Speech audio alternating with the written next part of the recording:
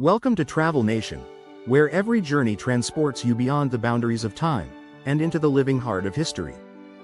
Today, we set sail not only across the sparkling waters of the Mediterranean but also deep into the very soul of an ancient world. Through golden deserts, past towering temples worn by the sands of time, and into the lost grandeur of Alexandria, we enter the realm of a queen whose name has become legend. This is the story of Cleopatra VII Philopator, the last pharaoh of Egypt, a ruler whose life was a dazzling dance between power and peril, between myth and memory. Let's leave behind the painted myths, the sultry temptress clutching a serpent, the beautiful villain whose love affairs toppled empires. The real Cleopatra was something far rarer, a brilliant, multilingual strategist who fought not only for her throne but for the survival of her people, until her world was swallowed by the rising tide of Rome. Imagine it now. The year is 69 BCE. Alexandria stands as a beacon of civilization. Its lighthouse, one of the seven wonders of the ancient world, towers above the busy harbor. Traders from across the known world crowd the docks: Greeks, Egyptians, Phoenicians, Romans, Jews, Nubians. The scent of frankincense and spices perfumes the air. Ships from India and Arabia unload silk, ivory, and exotic animals. Here, in the opulence of the royal palace, Cleopatra is born into the Ptolemaic dynasty, a family that ruled Egypt but spoke Greek, clung to Greek customs, and viewed Egypt as a possession, not a homeland. Incestuous marriages, betrayal, and assassinations had characterized her family's rule. Power was maintained not through love but through manipulation and bloodshed. Cleopatra grew up amidst this turbulence. She was no idle princess pampered by luxury. From an early age, she understood that survival meant education, wit, and charm. Trained by the finest tutors of the Library of Alexandria, the greatest repository of knowledge the world had ever seen, she mastered philosophy, rhetoric, medicine, politics, and astronomy. But Cleopatra's true genius lay in her ability to adapt. Unlike her predecessors, she understood the soul of Egypt. She studied its language, its rituals, and its gods. She embraced the ancient title of Pharaoh not just in name, but in spirit, aligning herself with the divine Isis, mother goddess of Egypt. She wore Egyptian dress at religious ceremonies, commissioned statues in the ancient style, and spoke to her people in their native tongue. At just 18 years old, Cleopatra ascended the throne alongside her 10-year-old brother, Ptolemy XIII, in a kingdom on the brink of collapse. Egypt was crumbling under debt to Rome, torn apart by internal corruption, and weakened by famine. Power struggles erupted immediately. Cleopatra's bold independent rule alienated her brother's advisors, who soon forced her into exile. She fled Egypt, but she did not despair. She waited, gathering strength, plotting her return. And fate, as it often does, intervened. In Rome, civil war raged between Julius Caesar and Pompey the Great. After a crushing defeat at the Battle of Pharsalus, Pompey fled to Egypt seeking asylum. But rather than offer refuge, Ptolemy regents murdered him, believing this would win Caesar's gratitude. They miscalculated. When Caesar arrived in Alexandria and was presented with Pompey's severed head, he was appalled. To him, Pompey was still a Roman consul, a man of honor, and deserved dignity even in defeat. Now Caesar found himself trapped in a foreign palace, surrounded by forces he did not trust. It was here, in this moment of uncertainty, that Cleopatra made her most daring move. Legend says she had herself rolled inside a rug, or perhaps hidden in a linen sack, and smuggled into Caesar's private quarters. When the carpet unfurled, out tumbled the young queen, radiant and composed. The risk was immense. But Cleopatra understood that in desperate times, spectacle speaks louder than words. Caesar was captivated, not merely by her beauty, as later poets claimed, but by her keen mind, her audacity, her vision. She spoke to him not as a supplicant, but as an equal. Their alliance was swift and deadly. Together, they waged war against Ptolemy XIII, whose forces besieged the palace.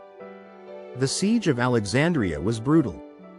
Fires ravaged parts of the city, including, tragically, portions of the Great But Cleopatra and Caesar triumphed. Ptolemy XIII drowned trying to escape across the Nile. Cleopatra was restored to her throne, now ruling jointly with another younger brother, Ptolemy XIV, but in truth, she ruled alone. Shortly after, Cleopatra gave birth to a son, Ptolemy XV Philopator Philometor Caesar, better known as Caesarion, Little Caesar. Cleopatra named him heir not only to Egypt but symbolically to Rome itself. In 46 BCE, Cleopatra traveled to Rome with Caesar, her court glittering with wealth and mystery. Alexandria had always seemed a world apart. Now, Cleopatra herself embodied that exotic, dazzling East that Rome both desired and feared. But her presence in Rome stirred resentment. Many Romans saw her as a dangerous foreign influence over their leader. Caesar's assassination in 44 BCE shattered Cleopatra's hopes of solidifying her son's future as a bridge between Rome and Egypt. Cleopatra fled home to Alexandria. Once again, chaos reigned in Rome. In the power vacuum, Mark Antony and Octavian, the future Emperor Augustus, rose as the two dominant forces. Cleopatra bided her time, ensuring Egypt remained prosperous, stabilizing her rule, and watching the tides of war from afar. When Antony summoned her to Tarsus in 41 BCE, Cleopatra seized the moment. Her arrival was no simple political visit, it was a performance of divine theater. She sailed on a golden barge, cloaked in purple sails, with oars of silver beating against the river. Cleopatra herself reclined beneath a canopy, adorned as the goddess Aphrodite, while boys dressed as cupids fanned her. Antony was overwhelmed by the pageantry, and the queen who orchestrated it. They became lovers, but theirs was a union of necessity as much as passion. Antony needed Egypt's wealth. Cleopatra needed a Roman champion. Back in Alexandria, their relationship blossomed. They formed a power couple that rivaled Rome itself. Cleopatra bore him twins, Alexander Helios and Cleopatra Selene, and later a son, Ptolemy Philadelphus. But their alliance, and their open defiance of Octavian, became their downfall. In 34 BCE, at the donations of Alexandria, Antony granted vast territories to Cleopatra and her children. To Roman ears, it was treason. Octavian declared that Antony was bewitched by an Eastern queen who sought to subjugate Rome. War was inevitable. The final clash came at the Battle of Actium in 31 BCE. Picture it. The blue waters of the Ionian Sea churning with warships, sails unfurled, the clash of iron and roar of engines of war. Cleopatra commanded part of the fleet herself, a queen at war. When defeat became clear, Cleopatra's ships broke formation and fled.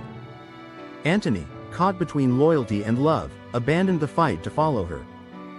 Back in Egypt, the end drew near. Antony's forces deserted him. Octavian marched on Alexandria. In a final act of despair, Antony fell on his sword, dying in Cleopatra's arms. Knowing she would be paraded as a prisoner in Octavian's triumph, Cleopatra chose her fate. Clad in her finest robes, adorned with her royal jewels, she retreated to her tomb, a place she had prepared for this final, inevitable moment. Whether by the fabled asp, or by poison hidden in a comb or a fig basket, she ended her life. With her death, Egypt fell to Rome. Caesarion was captured and killed. Her remaining children were taken to Rome. The independent soul of Egypt, which had endured for 3,000 years, was extinguished. Yet Cleopatra's legend only grew. Through Roman poets who both vilified and glamorized her, through Renaissance painters who reimagined her in silks and jewels, through Hollywood stars who revived her on screen, Cleopatra lived on. Today, when you stand among the ruins of Alexandria, or gaze across the Nile where monuments to gods crumble in the sand, you are breathing the same desert winds that once whispered her name. Cleopatra was not just a queen. She was a force of nature. She fought to the end for her kingdom, her people, and her legacy. And somehow, across the vast ocean of time, she won. This is Travel Nation, where the echoes of the past still call us to explore. Subscribe to continue your journey through the world's greatest untold stories.